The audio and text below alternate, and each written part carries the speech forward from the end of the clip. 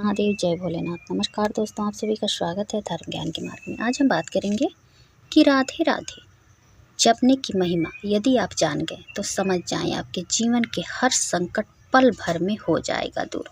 कैसे आपके सारे दुख पल भर में दूर हो जाएंगे, कथा के माध्यम से हम लोग इस वीडियो में जानेंगे। तो आप लोग वीडियो को अंत तक जरूर देखिएगा। दोस्तों, आधा अधूरा ज्ञान किसी काम का नहीं होता है।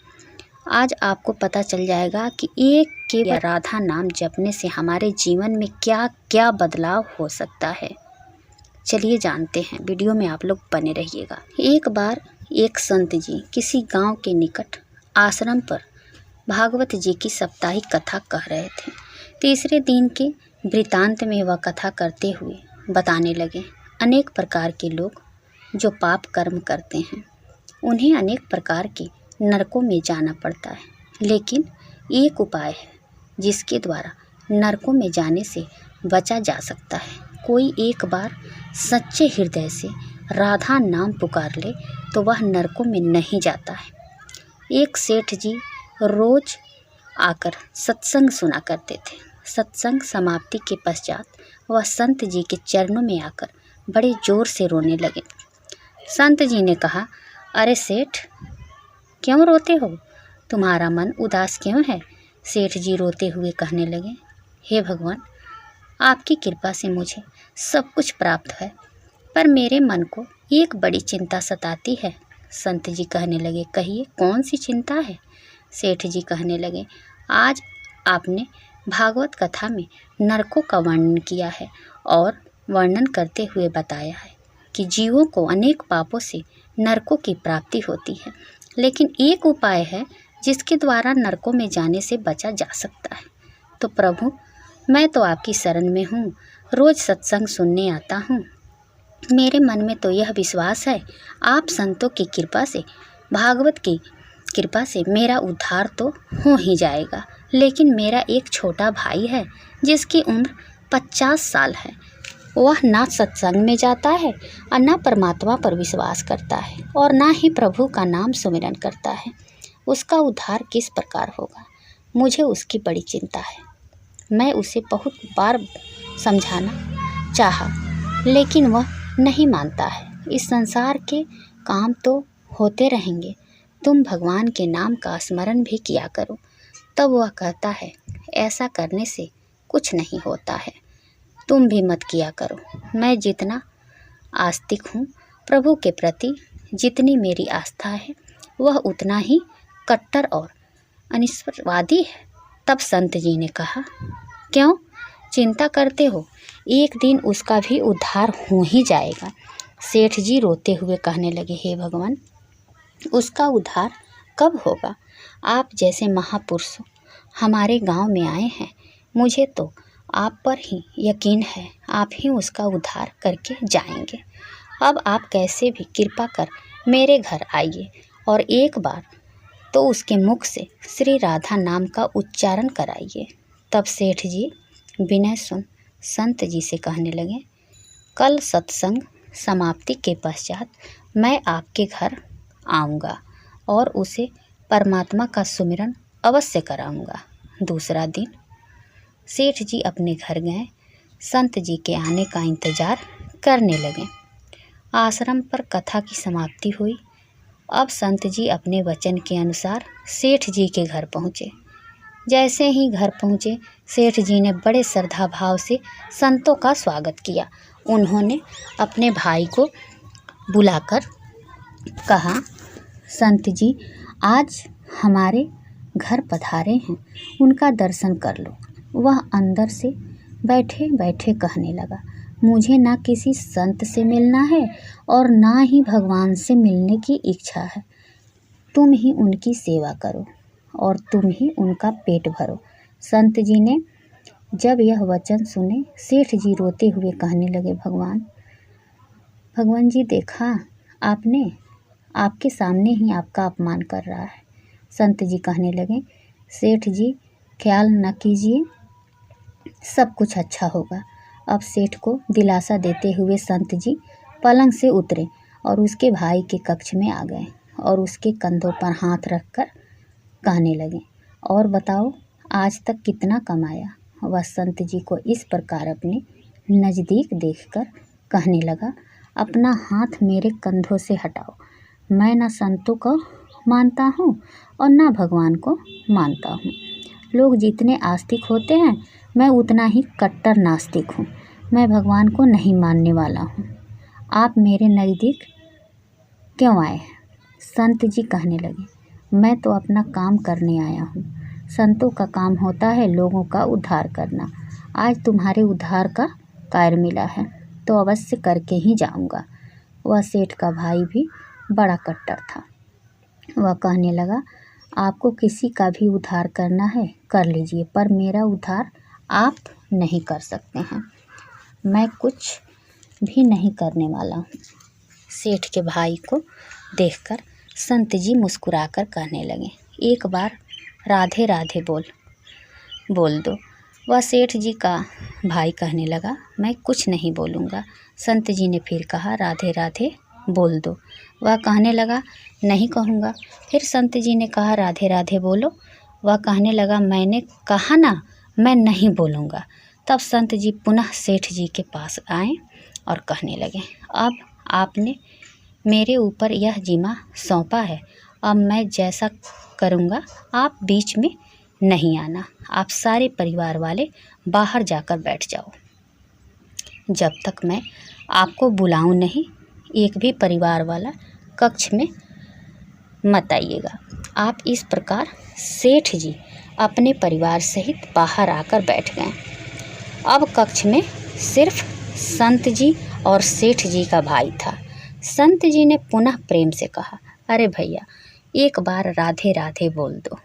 वह कहने लगा, मैंने आपसे मना किया ना, मैं नहीं कहता। भगवान को नहीं मानता हूँ, भगवान की बातें नहीं मानता हूँ, मैं कट्टर नास्तिक हूँ। संत जी पुनः उसे प्रेम से हंसते हुए कहने लगे, जितने तुम कट्टर नास्तिक हो मैं उतना ही आस्तिक हूँ। मैंने अगर निश्चय कर लिया है तुम्हारे मुख से राधा नाम सुनकर ही जाऊँगा, और पक्का समझ लेना कि तुम्हारे मुख से राधा का नाम निकलेगा। वह कहने लगा, आप कितना भी प्रयास कर लो, मैं एक बार भी नाम नहीं लेने वाला हूँ। अब संत महापुरुष होते तो बड़े दयालु हैं, पर लीला मात्र उन्होंने क्या किया, उस सेठ के भाई का हाथ पकड़ा और हाथ पकड़कर जोर से घुमाने लगे। अब वह सेठ ठहरा 50 साल का, वृद्ध अवस्था थी। संत भी वृद्ध थे, पर संतों के अंदर भक्ति का तेज होता है। उन्होंने जोर से उसके भाई का हाथ घुमाया, मरोड़ दिया। हाथ घुमाकर संत जी फिर कहने लगे, कहो राधे राधे। वह कहने लगा, नहीं कहूँगा। अब तो संत जी ने जोर से हाथ घुमाकर सेठ के भाई को जमीन पर पटक दिया और खुद उसके पेट पर चढ़कर बैठ गए। और संत जी फिर कहने लगे, बोलो राधे राधे। वह फिर कहने लगा, नहीं कहूँगा। अब तो संत जी ने उसके दोनों हाथ पकड़कर उसके पैरों को बांध दिया और कहने लगे, कहो राधे राधे। अब ऐसी अवस्था में वह सोचने लगा, यह संत तो मुझे मार ही देंगे। तब उसने बिना इच्छा के एक बार ऐसे ही कह दिया, राधे राधे। जैसे ही उसने राधे राधे कहा, संत जी ने उसके हाथ पैर खोल दिए। उसके बंधनों को छोड़कर बाहर आकर कहने लगे, सेठ जी आपका कल्याण हो गया, आपके भाई का भी कल्याण हो गया। सेठ जी कहने लगे, अंदर से बहुत तेज आवाज़ें आ रही थी। तब संत जी कहने लगे, आपने काम ही ऐसा दिया था। आपने कहा वह नास्तिक है, कभी कुछ बोलता ही नहीं है। आज आपके भाई ने राधे राधे का नाम उच्चारण कर लिया है, इसका कल्याण हो गया। अब मैं जा रहा हूँ, कल से पुनः मेरी कथा है। अब संत जी तो अपने स्थान पर लौट आए।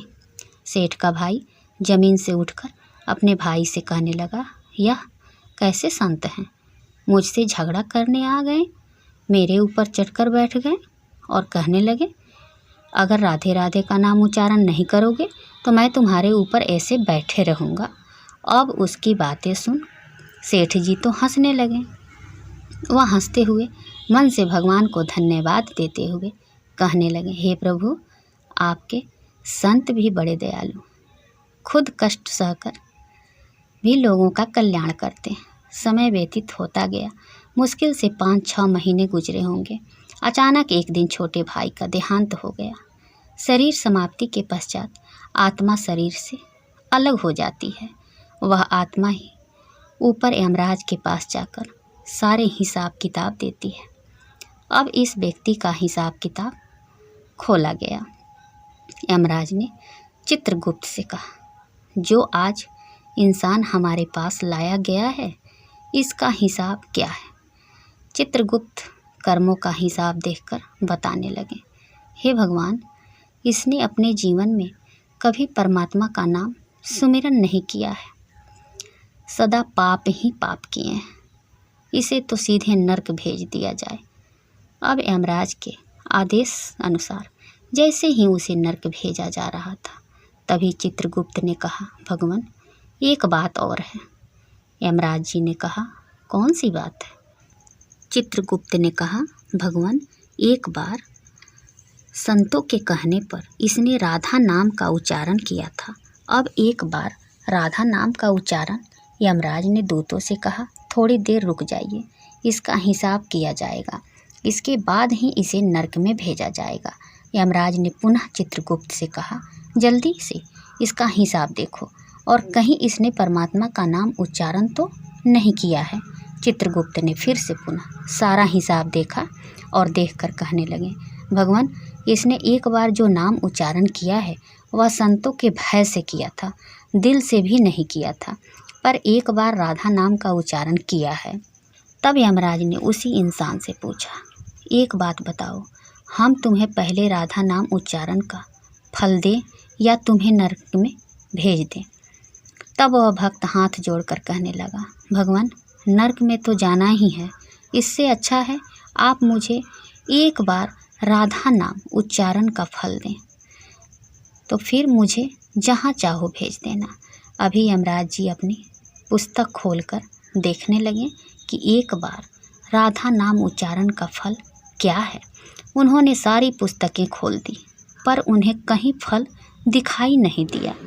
तब वह विचार करने लगे, एक बार राधा नाम उच्चारण का फल तो मुझे पता ही नहीं है। तब वह अपनी शंका के निवारण करने के लिए उस भक्त को अपने साथ लेकर स्वर्ग लोक में आ गए।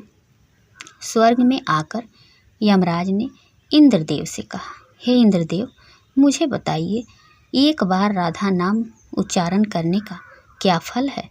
तब इंद्रदेव ने बहुत प्रयास किया, पर उन्हें भी इसका फल पता नहीं चला। तब वह सब देवता मिलकर ब्रह्मदेव के पास आ गए। ब्रह्मदेव ने जब उन सब को देखा, तब ब्रह्मदेव उनसे पूछने लगे, यह आपके साथ इंसान कौन है? तब इंद्रदेव कहने लगे, भगवान, इसने एक बार राधा नाम का उच्चारण किया है, बाकी सारा जीवन इसने पाप किया है। हमें तो पता नहीं राधा नाम उच्चारण का फल क्या है, इसलिए हम आपके पास आए हैं। तब ब्रह्मा जी ने भी बड़ा प्रयास किया, राधा नाम उच्चारण का फल क्या है, अब उन्हें भी पता नहीं चला। तब वह ब्रह्मदेव कहने लगे, हम सब मिलकर इसे अपने साथ लेकर भगवान शंकर जी के पास चलते हैं। तब वह भगवान शंकर जी के पास पहुँचे। वहाँ पहुँचने के बाद भगवान शंकर जी से प्रार्थना कर कहने लगे, हे महादेव, इस इंसान ने सारे जीवन पाप किए हैं, बस एक बार संतों के कहने पर राधा नाम का उच्चारण किया है। अब आप बताइए, एक बार राधा नाम उच्चारण का क्या फल मिलता है? तब महादेव जी ने बड़ा प्रयास किया, पर वह भी राधा नाम की महिमा को बता नहीं सके। तब शंकर जी कहने लगे, अब हमें भगवान श्री कृष्ण के पास चलना पड़ेगा, क्योंकि वहीं राधा तत्व को जानते हैं। ऐसा सोचकर सब देवी देवता भगवान शंकर के साथ मिलकर उस इंसान की आत्मा को लेकर भगवान श्री कृष्ण के गौलोक धाम में पहुँचे।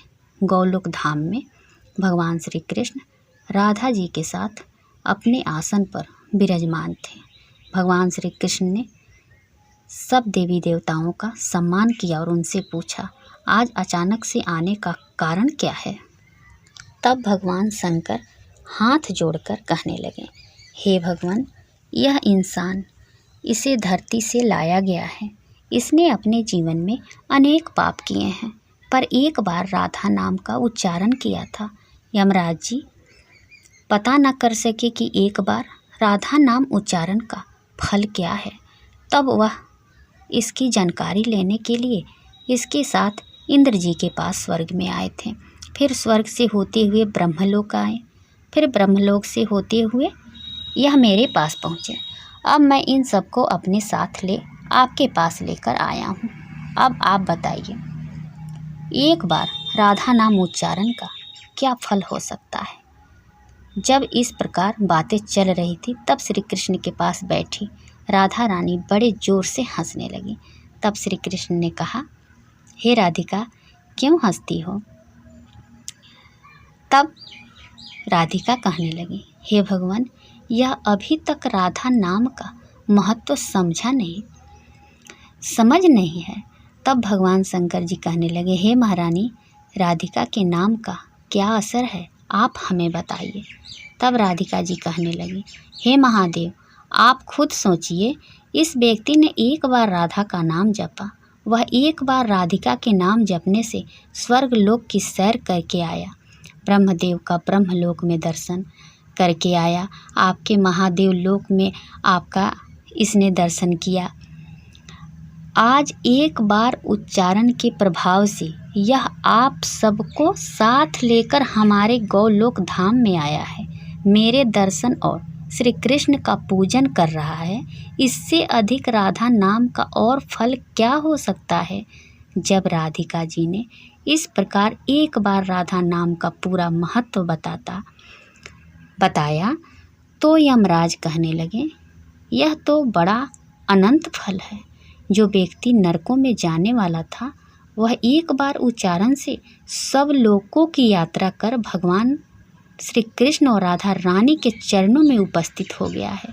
इससे अधिक फल और क्या हो सकता है।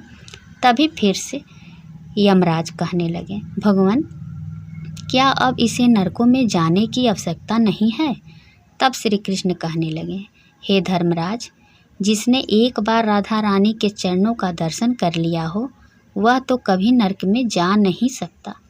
तब वह भक्त जो वहाँ पर राधा रानी के दर्शन कर रहा था, वह कहने लगा, हे महारानी, मैंने तो संतों के भय में आकर आपका राधा नाम उच्चारण किया था, पर जो सच्चे हृदय से आपके नाम का उच्चारण करते हैं, उन्हें तो जीवन में कोई भय होगा ही नहीं। वह तो नरकों की यात्रा में कभी निकलेंगे नहीं, वह तो सीधा आपके चरणों में ही समा जाएंगे। तो इतना महत्व है एक बार राधा नाम के उच्चारण का। तो सच्चे हृदय से जो एक बार इस प्रकार कहते, राधे राधे श्याम मिला दे, तो राधा नाम का उच्चारण करते ही परमात्मा का साक्षात दर्शन हो जाता है।